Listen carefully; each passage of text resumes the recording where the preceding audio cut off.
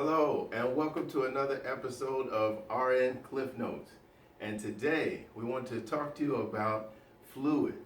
So in the previous video, we talked about electrolytes. So if you haven't seen that, make sure you pop over and check that one out. All right, about these fluids, we're going to bounce off of the concept of steroid medications.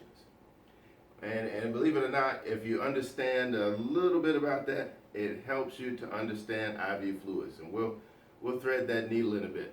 So, I'm Cliff Davis, Associate Dean of Nursing and longtime Advanced Medical Surgical Instructor, preparing people for the NCLEX. Alrighty?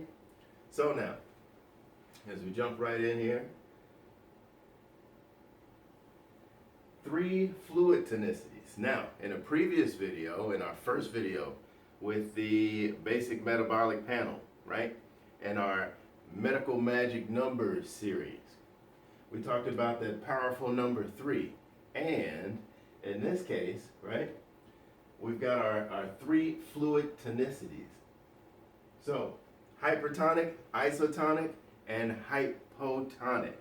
Now, when we say that, focus on not so much the tonic piece, but these prefixes. So hypertonic, heavier, right? Iso, equal to. Hypo, lighter than, right? And when we're talking about tonicities, we're talking about heavier, lighter, or equal to your blood concentration. All right. So now, as we were saying, hypertonic, what? Higher than blood. Has a concentration or osmolality higher than blood. Isotonic, the same as blood. And hypotonic, that's a fluid that's lighter, right? Or has a lower osmolality than blood does.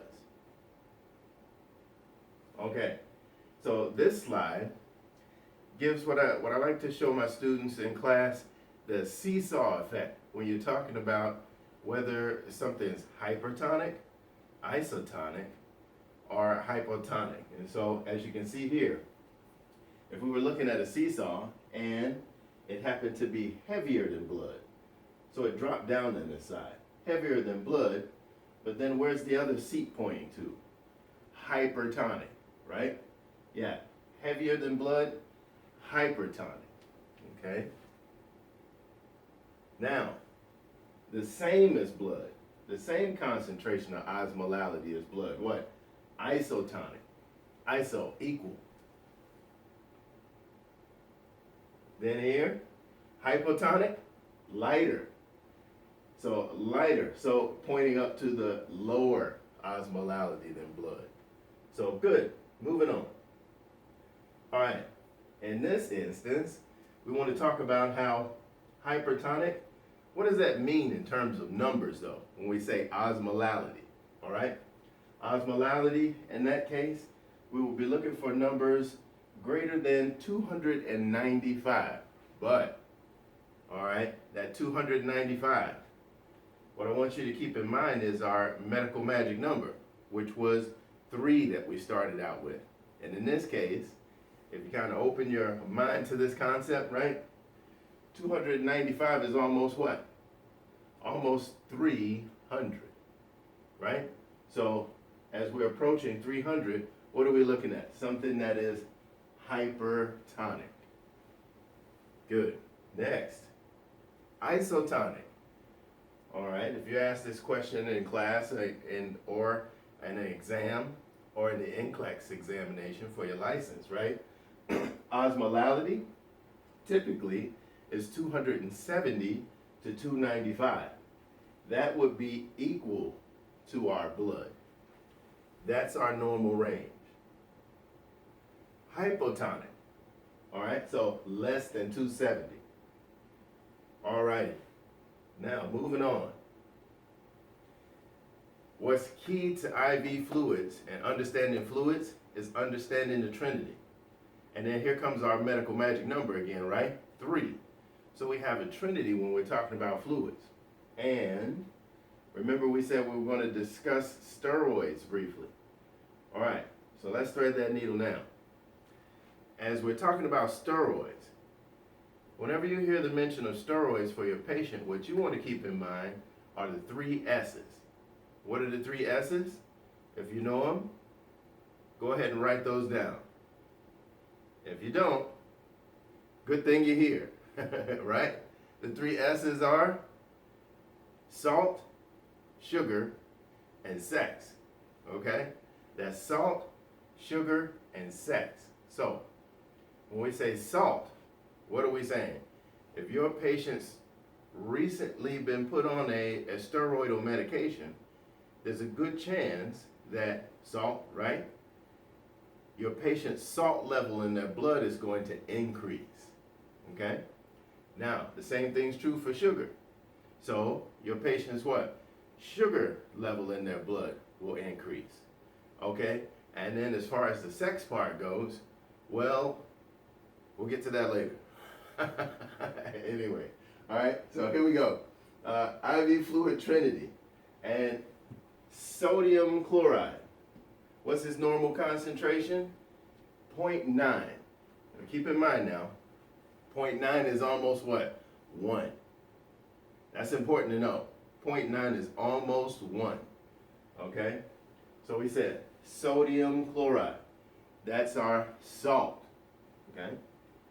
Then, lactated ringers. Well, we've got a lot to discuss when it comes to lactated ringers, so we're going to come back to that. D5W, so that's dextrose, 5% in water. So that's our what? Sugar.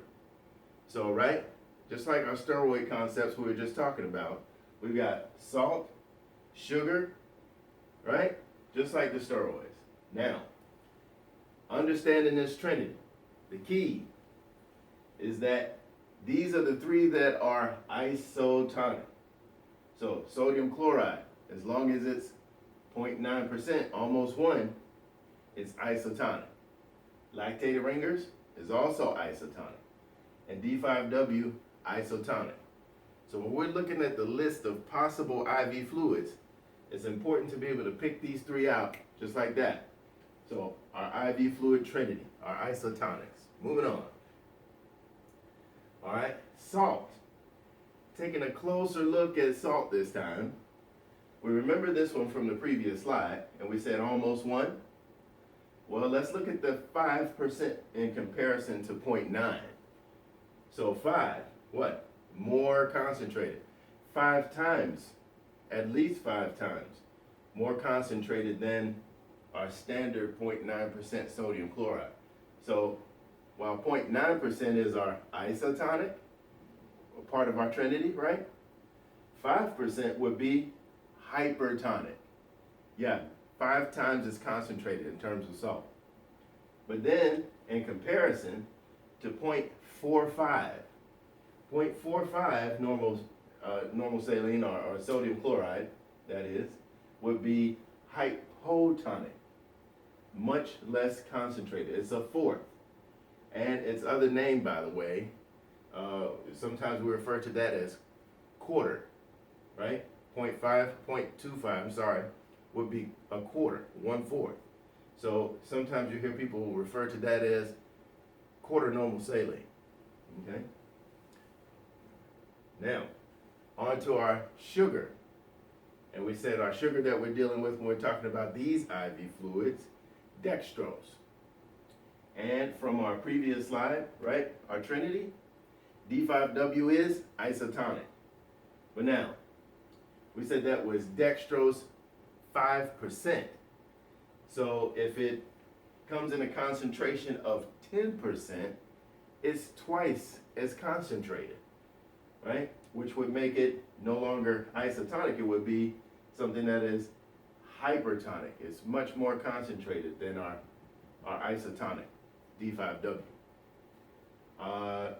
Let's see. Also, by comparison here, notice that when we combine 2 isotonics, like D5 and LR, right?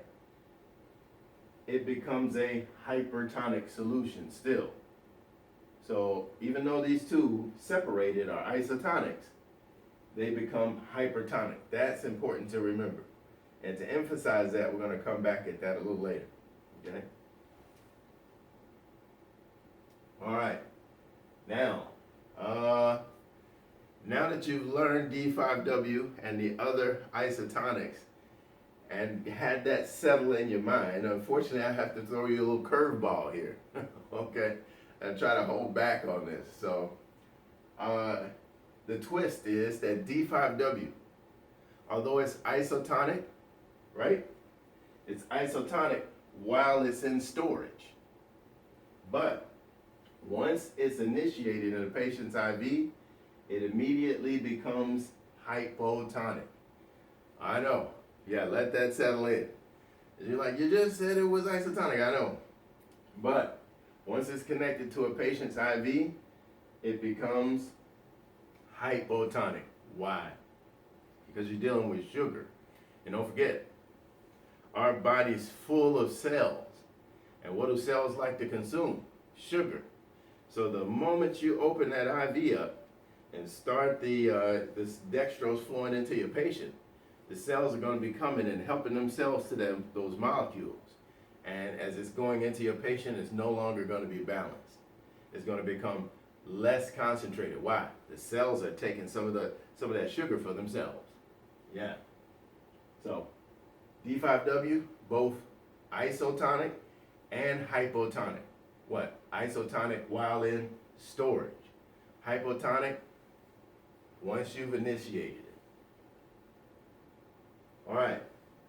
Reflecting back on that combined isotonic situation. So combined isotonic fluids become hypertonic. So D5W combined with LR, D5LR. Also D5W combined with normal saline, becoming D5NS, right? These two would wind up being hypertonic solutions.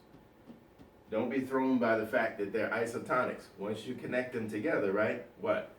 Hypertonic. Good. All right, now for a little bit of inside scoop about lactated ringers, because lactated ringers is different. Okay. Now, lactated ringers started out with just Ringer solution, which was discovered and started up by Dr. Ringer, as a matter of fact. Another gentleman who was a physician, I believe, later added lactate to it, and he actually tried to get the name changed to his name, but it didn't work out. So it just became lactated Ringer. So Dr. Ringer still gets credit for that, founding that. But now, what's inside of that? Sometimes that throws students. So, sodium chloride. We expected that though, right? I mean, that's our standard, IV fluid in the hospital. And that makes total sense, balancing out lactated ringers, right? So sodium chloride. But now, here comes the trickier parts of it. Potassium chloride's in there, okay? And calcium chloride's in there as well, and sodium lactate. All right, that's where that lactate piece comes in, to make it lactated ringers. All right, one concept important to keep in mind is that the sodium lactate, what's one of the powerful benefits of that is that it converts to HCO3. What was HCO3 again from the previous video? Good, bicarbonate. Bicarbonate, that's right, good job. All right, so sodium chloride, like we said, we expected it. Standard stuff. However, we got these other three things that we're trying to, keep in our mind. So potassium chloride and calcium chloride and sodium lactate, which will convert to bicarbonate, which really helps to correct acidosis in our blood when it comes to bicarb. Okay, moving on. All right. Now, a little bit more chemistry here. This is a good thing to know in terms of this is a lactate molecule. And as you look at it, and just let that kind of marinate in your mind, So you got a lactate molecule there. Notice, And some people take a look at this and go, oh no, here we go, right? It's not that big of a deal. Check this out. So, remember we mentioned Trinity, right? Earlier. So we've got what, 3? All right, so we've got our 3 oxygens there combined in this molecule. And this one happens to have an extra hydrogen attached to it. Now, if you think of the things that we were just looking at for lactate ringers, and let's see if you can remember. Okay, we knew off the bat it was what? The one we knew right away, sodium chloride. Great, right? How about another one? Can somebody think of another one? Potassium chloride. Fantastic. All right, how about another one? Right? Calcium chloride. All right, you're knocking it out. All right? And what was that other one? The special one at the end? Sodium lactate, which converted to bicarb. Good, good. We are getting there. All right, now. So, while your mind's open to this concept, I'm going to superimpose the ingredients of LR onto this image, right? As we remember, this is a lactate molecule. So here we go. And this will help you remember what's inside LR. Okay, so here we go. Don't forget, what was our standard stuff? Sodium chloride. So we just slapped that right in the middle. But then there were what?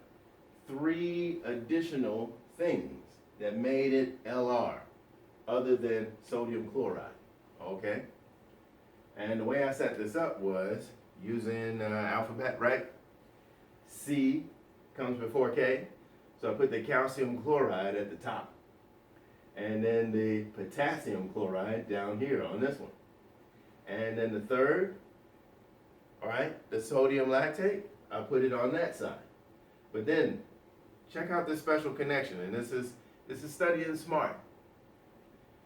What did we say? The sodium lactate would convert to bicarbonate, and bicarbonate starts with what letter? H.